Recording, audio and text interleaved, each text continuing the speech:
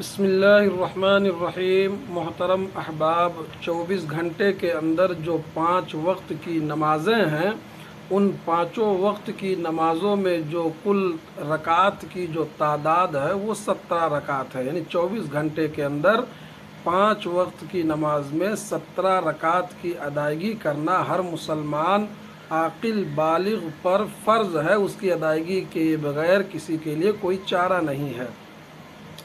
اس کے علاوہ ان 5 نمازوں میں کچھ سنتیں ہیں، اور وہ سنتیں ایسی ہیں جنہیں سنت مؤکدہ کہتے ہیں۔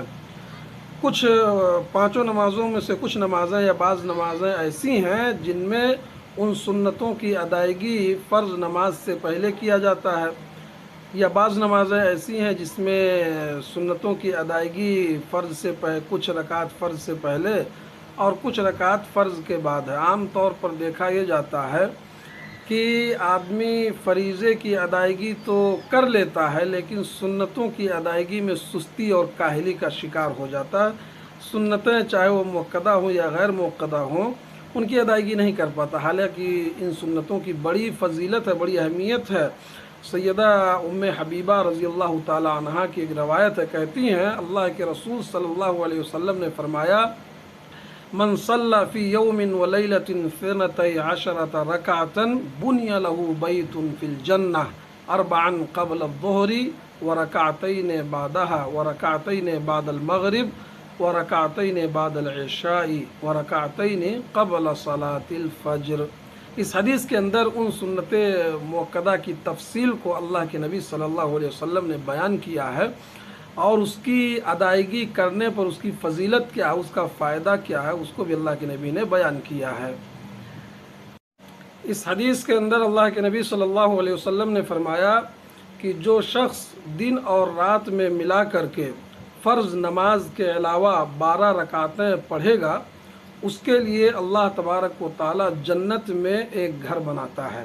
یہ ہے سنت مؤکدہ کی ادائیگی کی فضیلت۔ تو ہم میں سے جو لوگ فرض نمازوں کی پابندی کرتے ہیں، ان کے لیے ضروری ہے کہ وہ ڈیلی ان سنت مؤکدہ کی ادائیگی کریں۔ بہت بہترین موقع ہے کہ ڈیلی وہ اپنے لیے جنت میں ایک گھر بنائیں۔ وہ 12 رکعتوں کی تفصیل یہ ہے کہ 4 رکعت ظہر کی نماز، فرض نماز سے پہلے 4 رکعت، اور 2 رکعت فرض نماز کے بعد، یعنی 6 رکعت سنت مؤکدہ ظہر کی نماز میں ہے۔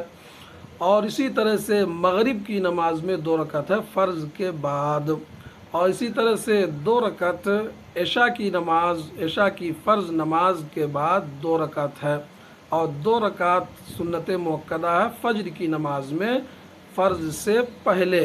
تو یہ کل تعداد جو ہے 12 ہے۔ 6 رکعت ظہر میں، 2 رکعت مغرب میں 8، اور 2 رکعت عشاء میں 10، اور 2 رکعت فجر میں 12۔